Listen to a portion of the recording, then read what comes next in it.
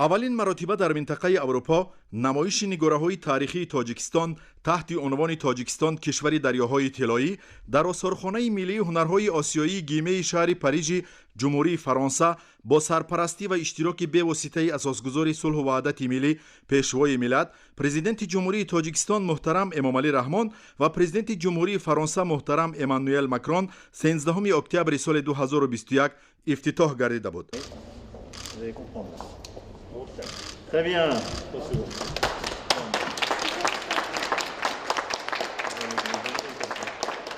дар муддати 3 моҳ таъриху тамаддуни ғанӣ, мавзеъҳои таърихӣ, осори фарҳангию ҳунармандии қадимӣ, санъати нотакрори миллати шарафманди тоҷик ва дастовардҳои замони соҳибистиқлолӣ бори дигар ба ҷаҳониён муаррифӣ гардид.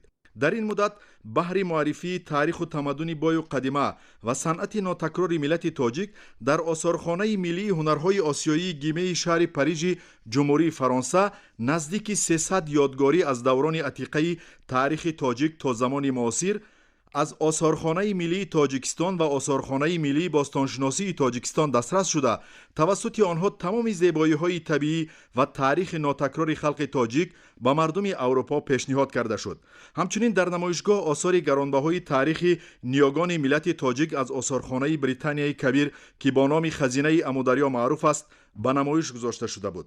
дар як қисмати намоишгоҳ нигора ва наворҳо оид ба мавзеъҳои таърихию сайёҳии тоҷикистон, сарвати нодири таърихӣ ва фарҳангии миллати тоҷик ҷой дода шуда буд. эҳёи арзишҳои миллӣ ва ҳифзу тарғиби ёдгориҳои таърихию фарҳангӣ барои баландбардоштани рӯҳияи ватандӯстию ватанпарастӣ ва худогоҳию хештаншиносии мардум, хусусан наврасону ҷавонон бисёр муҳим мебошад. моҳи октябри соли ҷорӣ аввалин бор дар минтақаи аврупо намоиши нигораҳои тоҷикистон таҳти унвони тоҷикистон кишвари дарёҳои тиллоӣ дар осорхонаи гимеи фаронса баргузор гардид. дар давоми 3 моҳ таъриху тамаддуни ғании миллати шарафманди тоҷик мавзеъҳои таърихии сарзамини мо дар асрҳои гуногун осори фарҳангию ҳунармандии қадима ва санъати нотакрори халқи тоҷик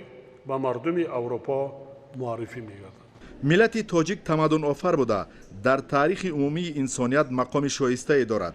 намунаҳои пешниҳодшуда дар намоишгоҳ имкон дод ки мардуми аврупо бо дидани осори гаронбаҳо ҷаҳони маънавии худро оид ба давраҳои гуногуни таърихии миллати тоҷик ва имрӯзи тоҷикистони соҳибистиқлол ғанӣ гардониданд ки ин замина мегузорад ба рушди ҳамкориҳо дар бахшҳои мухталиф. хусусияти хоси намоишгоҳ дар он аст ки осори ба маъраз гузошташуда аз ҳудуди имрӯзаи ҷумҳурии тоҷикистон бозёфт гардидаанд. фарҳанг ҳамчун омили асосии тарбияи маънавию ахлоқии ҷомеа ва муаррифгари таърих пас аз соҳибистиқлол гардидани ҷумҳурии тоҷикистон таҳти таваҷҷӯҳи бевоситаи роҳбарияти давлат ва ҳукумати ҷумҳурии тоҷикистон қарор дошта дар ин даврон вобаста ба рушд ва ҳифзи таъриху фарҳанг ва тамаддуни миллати кӯҳанбунёди тоҷик иқдомоти зиёде амалӣ гашт. дар замони муосир махсусан дар шароите ки бархурди тамаддунҳо ва арзишҳои гуногуни фарҳангӣ то рафшидат мегирад, омӯзиши амиқи таърих ва тарғибу ташвиқи мероси ғании таърихию фарҳангӣ яке аз роҳҳои тарбияи таҳаммулпазирӣ мебошад. воқеан таърихи қадимаи халқи тоҷик ва мероси гаронбаҳои моддиву маънавии гузаштагони мо аз ҷумла ёдгориҳои таърихӣ бузургтарин мактаби худшиносӣ барои ҳар як фарди ҷомеа, махсусан наврасону ҷавонон аст. мардуми мо аз замонҳои қадим то ба имрӯз ба оину суннатҳои миллӣ ва арзишҳои аҷдодии худ арҷ гузошта барои эҳёву ғановатманд гардонидани онҳо ва дар миёни аҳли ҷомеа густариш додани маросиму ҷашнҳои бостонии хеш пайваста саъю талош менамоянд. мавриди зикр аст ки робитаҳои фарҳангии тоҷикистон бо фаронса дар баробари дигар соҳаҳои ҳамкорӣ бар пояи меъёрҳои байналмилалӣ ва эътирофи манфиатҳои ҳамдигар асос ёфта дар ҳоли рушди мунтазам қарор доранд.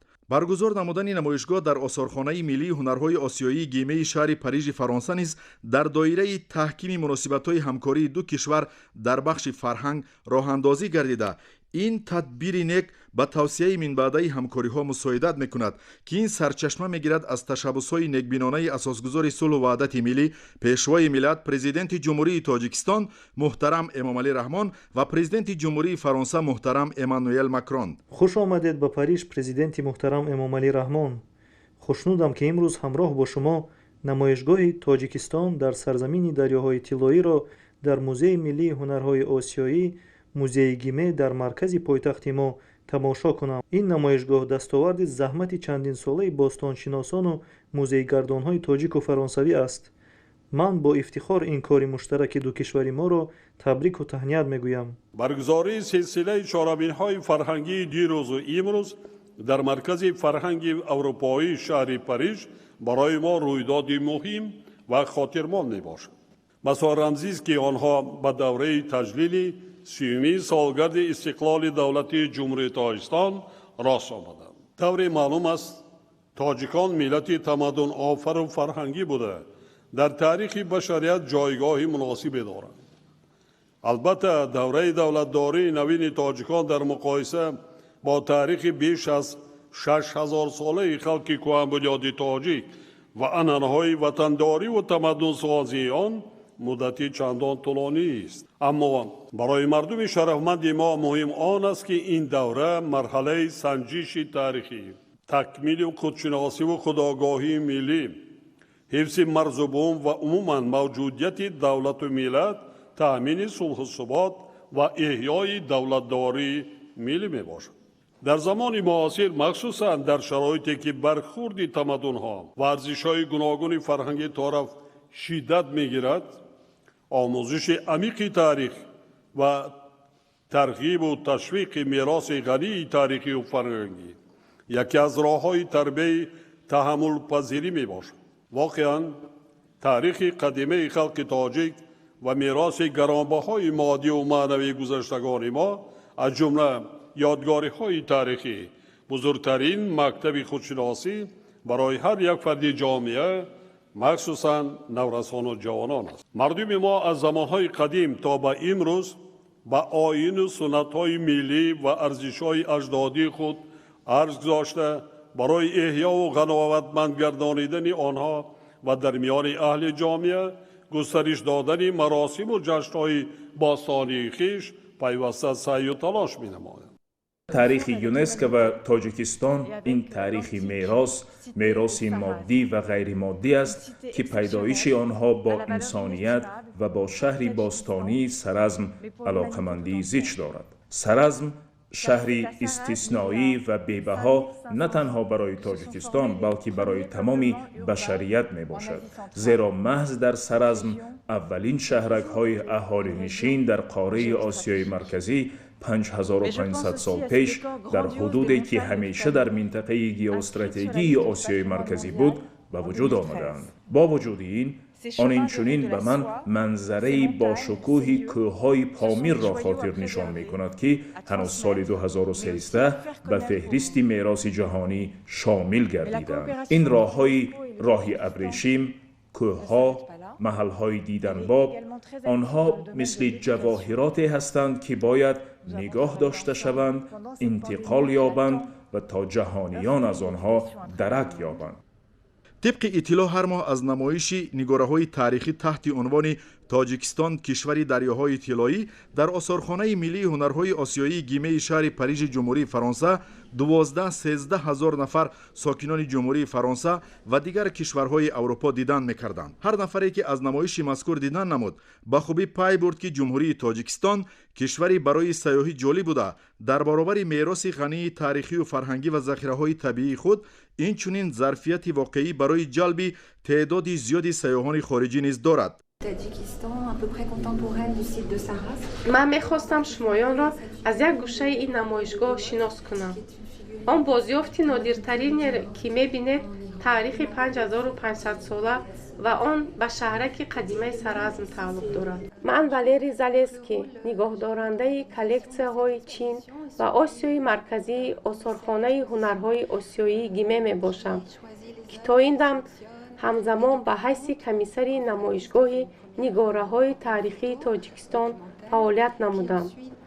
هدف از کار من این انتخاب و حجتگذاری نگاره ها، تهیه عکس های آنها، سپس در این اساس کار کردید تمام مواد ضروری با شمول خرونولوژی، مقاله های مؤلفان، تقسیمات متن ها، بیبلیوگرافی، خریطه ها، консепсияи илмию амалӣ барои тартиби каталог буд, ки ҳамаи инро дар ҳамоҳангӣ ва роҳбарии умумии директори осорхона хонум Софи Макарио анҷом додем.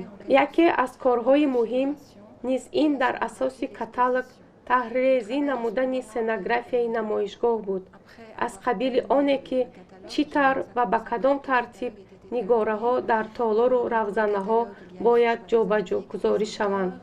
дар маҷмӯъ корҳои мушаххас ва ба тафсили зиёде буданд, ки мо бо коршиносони осорхона ва дар ҳамкорӣ бо шарикони тоҷики хеш онро муваффақона ба сомон расонидем. тариқи ин намоишгоҳ мо тавонистем ҳадафмандона нишон диҳем, ки то чӣ дараҷа таърихи мардуми тоҷик қадима ва мушкилу пурпечтоб аст. қадима будани он бо рушди тамаддуни нахустини шаҳрӣ дар Осиёи Марказӣ дар мисоли шаҳраки қадимаи Саразм собит гардидааст.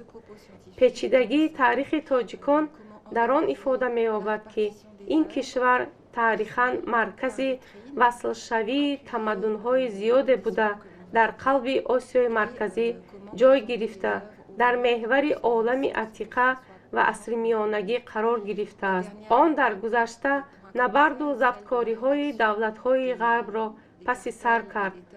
оғоз аз ҳахоманишиҳо ва юнони Искандари Мақдунӣ то давлати Сосониён, сипас арабҳо ва аз шарқ аз тарафи муғулҳову сакоҳиҳо ва қушониён мавриди фатҳ қарор гирифта буд. қадима будани он бо рушди тамаддуни нахустини шаҳрӣ дар Осиёи Марказӣ дар мисоли шаҳраки қадимаи Саразм собит гардидааст. печидагии таърихи тоҷикон дар он ифода меёбад, ки ин кишвар таърихан маркази васлшавии тамаддунҳои зиёде буда дар қалби Осиёи Марказӣ ҷой гирифта, дар меҳвари олами атиқа ва асримиёнагӣ қарор гирифтааст. он дар гузашта набарду забткориҳои давлатҳои ғарбро паси сар кард. оғоз аз ҳахоманишиҳо ва юнони Искандари Мақдунӣ то давлати Сосониён, сипас арабҳо ва аз шарқ аз тарафи муғулҳову сакоҳиҳо ва қушониён мавриди фатҳ қарор гирифта буд. ҳамин тавр ин кишвар тамоми он мероси ғании таърихӣ ва фарҳангӣ то ин дам ба мо ношиносро дар худ тамаркуз намуда, дар минтақаи давлатҳои туркзабон ягона меросгари тамаддуни форсизабон мебошад, ки ин боиси таваҷҷӯҳ аст. лаҳзаҳои муаррифии намоишгоҳи Тоҷикистон санаи 13 октябри соли 2021 ба сарони давлатҳои Тоҷикистон ва Фаронса бароям хотирмон ва хеле ҳаяҷоновар буданд, чун бароям шарафи бузург буд ба меҳмонони олиқадр оид ба он маълумот диҳам. ҳақиқатан ҳам аз ҷониби президенти Фаронса маро худ таваҷҷӯҳи хоса дида мешуд, ки ӯ бевосита онро аз ҷумла иброз дошт.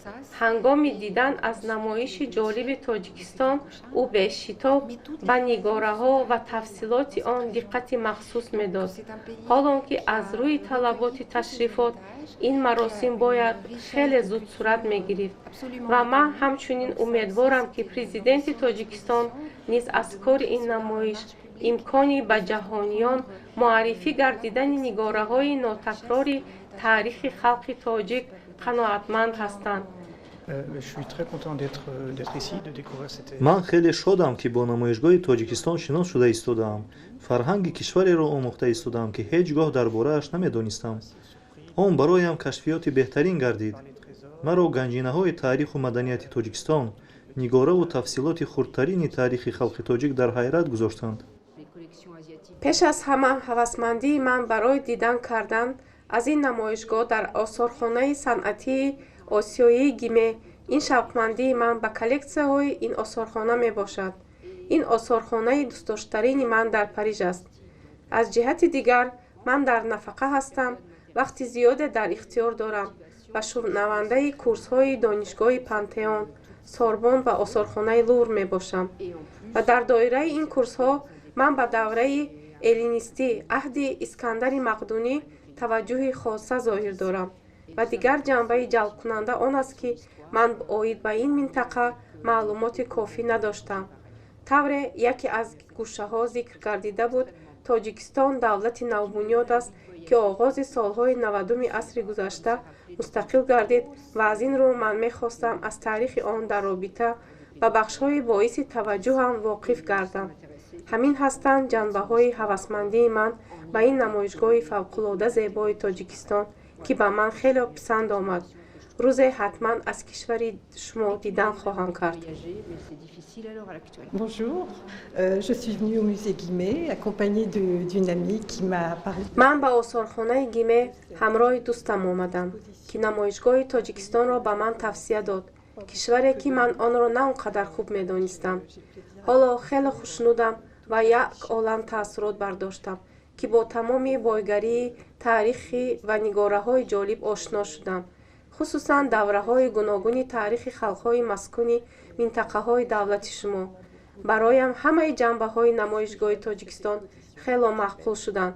он хело зебову муҳташам аст. ман албатта агар боз дар ин мавзӯъ дигар намоишҳо шаванд, аз онҳо дидан хоҳам кард. таърихи кишвари шуморо беҳтар хоҳам омӯхт. Très heureux de visiter cette exposition. ман басо хушбахтам, ки аз ин намоишгоҳи муаррификунандаи таъриху фарҳанги Тоҷикистон дидан мекунам. он фавқулода ва басо ғайриоддист. ман худ аз чин ҳастам, аммо қариб 30 сол дар шаҳри Париж зиндагӣ мекунам. ман таърихи Чин ва Осиёи Марказиро омӯхтам ва бароям ҳамеша қобили таваҷҷӯҳ аст, ки оид ба таърихи Тоҷикистон, ҳамсоя кишвари хеле наздики Чин, иттилои бештаре пайдо кунам.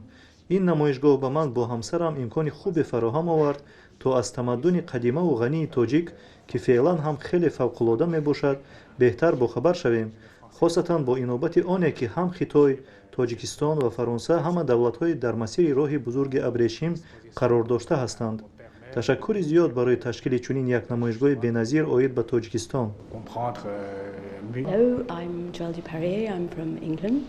салом, ман Ҷоэл Деперие, шаҳрванди Англия ҳастам. ин намоишгоҳи Тоҷикистон хеле ҷолибу завқовар аст.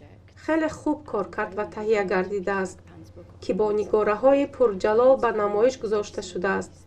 барои ҳамаи онҳое, ки китоби Питер Франкопенро оид ба роҳҳои нави абрешӣ мутолиа кардааст, хеле ҷолиби таваҷҷӯҳ аст, ки кулли ин нигораҳоро дидан намоянд.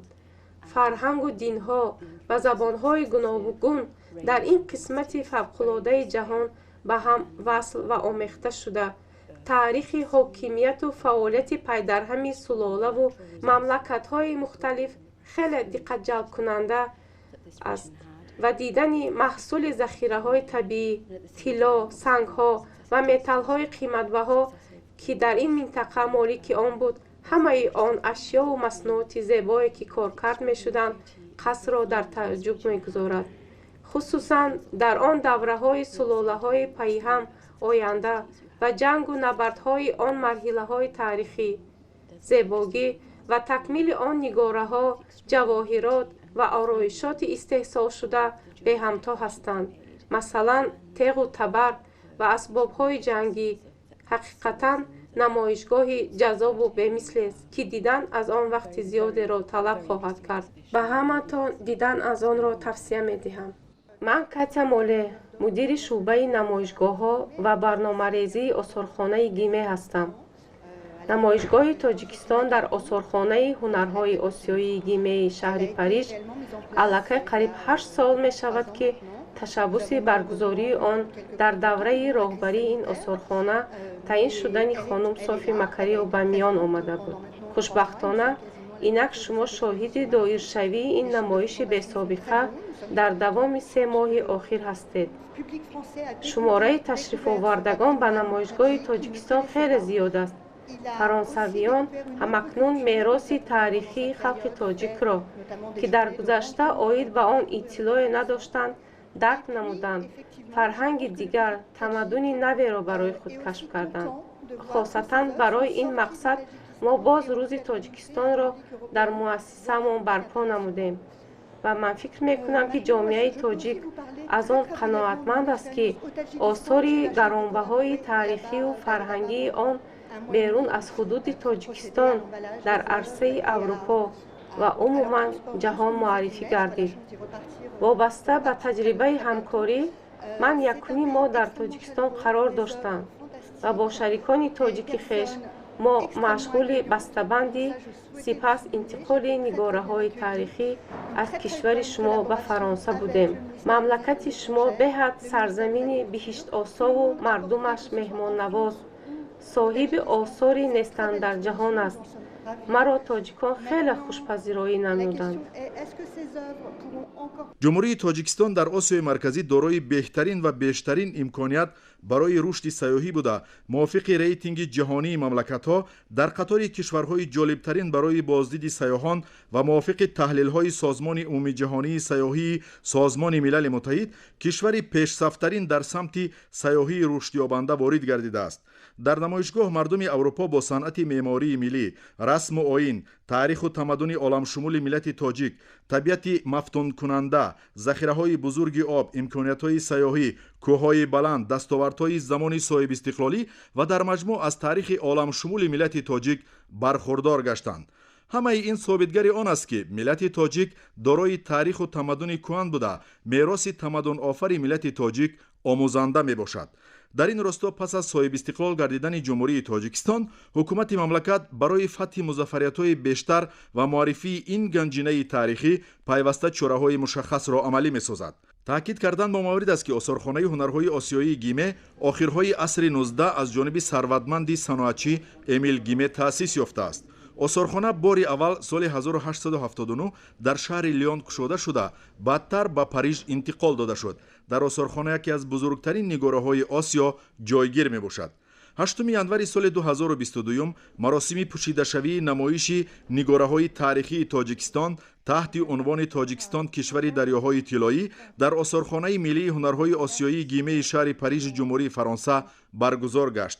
در مراسم مذکور خادمان سیاسی و نمایندگان وزارت و اداره‌های فرانسه، خصوصاً وزارت اروپا و کارهای خارجی و وزارت فرهنگ جمهوری فرانسه، عالمان و تاریخ‌شناسان، هنرمندان و تحقیقاتچیان، جامعه شهروندی و نمایندگان وسایط اخبار عامه فرانسه، اینچنین اهل علم و فرهنگ تاجیک مقیم شهر پاریژ و مسئولین سفارت تاجیکستان در فرانسه شرکت ورزیدند. چاره‌بینی تحت ریاست یاردمچی پرزیدنت جمهوری تاجیکستان عاید به مسائل رشد اجتماعی و رابطه با جامعه امامعلی نصرالدین زاده و دیرکتور آثارخانه ملی هنرهای آسیایی گیمه شهر پاریژ صوفی مکاریو ادامه کرد. ضمن آن همچنین نگهدارنده کلکسی‌های خطای و آسیای مرکزی آثارخانه گیمه والری زالسکی مضمون و محتوای اساسی نمایشگاه نگاره‌های تاریخی تاجیکستان در این مؤسسه با نفوذ فرانسه را مختصر به حاضرین معرفی نمود. تاکید شد که مردم فرانسه و دیگر کشورهای اروپا امکان داشتند از بازیافت‌های تاریخی سرزم باستانی، تخت سنگین، رسم‌های دیوارهای پنجکنت قدیمه، مجسمه مشهور جهان اجینه تپه، قلعه کافرنیهان، هولبوک، آثار کمیابی از طلای و نقره ساخته شده و غیره که خیلی نادر میباشند دیدن نمایند. جمهوری تاجیکستان همچون کشور صاحب فرهنگ و با تمدن گسترش رابطه‌های فرهنگی و بشردوستانه را یکی از اولویت‌های سیاست خارجی خود اعلان نموده، همکاری‌های فعال و ثمره‌بخش فرهنگی و بشردوستانه را با کشورهای عالم از جمله با جمهوری فرانسه توصیه می‌بخشد. برگزاری نمایشگاه نگاره‌های تاریخی تاجیکستان نیز از نمونه برجسته همین همکاری با جمهوری فرانسه میباشد. در فرجام چاره‌بینی با فرمانهای پرزیدنت جمهوری تاجیکستان محترم امامعلی رحمان به افتخار 30مین سالگرد استقلال دولتی جمهوری تاجیکستان و برای سهم ارزنده در رشد مناسبت‌های فرهنگی بین جمهوری تاجیکستان و جمهوری فرانسه، دیرکتور آثارخانه هنرهای آسیایی گیمه شهر پاریژ صوفی مکاریو و نگهدارنده کلکسی‌های چین و آسیای مرکزی آثارخانه مذکور والری زالسکی با اردن دوستی سرفراز گردانیده شدند. امامعلی رحمان دوشنبه 20 دسامبر 2021 مراسم پوشیده‌شوی نمایشگاه نگاره‌های تاریخی تحت عنوان تاجیکستان کشور دریاهای طلایی به انجام رسید که محصول سالهای طولانی همکاری با جانب تاجیکستان بود و برای شخصا من و همکارم والری زالسکی باعث شرفمندی و افتخار بزرگ بود که با فرمان پرزیدنت جمهوری تاجیکستان محترم امامعلی رحمان ما با مکافات عالی دولتی اردن دوستی سرفراز گردانیده شدیم و با استفاده از این فرصت مناسب میخواستم به حکومت و مردم تاجیکستان تبریکات و تمنیات صمیمانه ترین خویش را در راه رشد کشورشان به مناسبت سال نو میلادی رسانم. مطمئنم که در آینده باز هم تعداد بارها بیشتری سیاحان از سرزمین بهشت‌آسای شما دیدن خواهند کرد. برحق برایم این یک لحظه خیلی فراموش‌ناپذیر و باعث افتخار است که با اردن عالی تاجیکستان شرفیاب گردیدم. من حتی تصور نداشتم که روز لایق سزاوار چنین مکافاتی والا خواهم گشت. البته ما خوشنود از آنیم که نمایش مذکور محصول همکاری‌های سالهای زیاد جریان داشته میان کشورهایمان گردید. نتیجه منطقی شریکی مؤثر تاجیکان و فرانسویان جهت تحقیقات علمی و ارخئولوژی و تاریخ شناسی گشت. امیدوارم که نمایشگاه تاجیکستان به هدف و وظیفه‌های خود آید بر علا نشان دادن ثمره‌های کارهای انجام یافته و آشنا ساختن کشوری زیبا منظر و صاحب تمدن شما به جامعه فرانسه و اروپا رسید. این نمایشگاه متاسفانه به آخر رسیده ایستاده است، اما امید دارم که آن با تطبیق نقشه و آرمان‌های راهبریت کشورتان در دیگر دولت‌ها نیز ادامه خواهد یافت و اطمینان دارم مردم فرانسه و اروپا در مجموع بنابر این چاره‌بینی که آن را یک نوع راهنمایی سیاحان نامیدن ممکن است در آینده به تاجیکستان سیاحت‌های زیاد خواهند کرد. از فرصت مناسب استفاده برده بار دیگر شخصاً منتداری خویش را به پرزیدنت کشور دوست فرانسه محترم جناب عالی برای سرفراز گردانیدن با این مکافات اظهار سپاس نمایم. نمایشگاه و یک سلسله چوربینی‌های عمومی و فرهنگی که در مرکز فرهنگی اروپا شهر پاریژ برگزار شد در زمان جهانی شوی و برخورد تمدن‌ها اقدام بزرگ و سریوقتی است.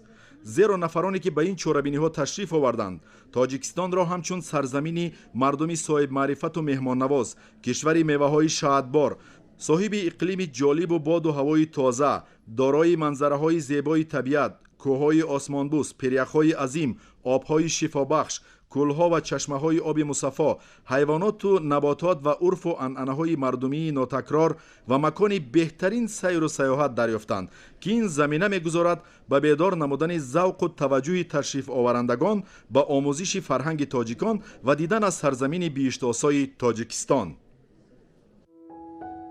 Le musée Guimet à Paris nous propose un fabuleux voyage au pays des fleuves d'or. Le Tadjikistan et ses merveilles se révèlent ici dans l'écrin intime et délicat du musée avec des pièces qui pour la plupart n'avaient jamais voyagé. Que connaissons-nous vraiment de l'histoire de ce petit territoire montagneux ?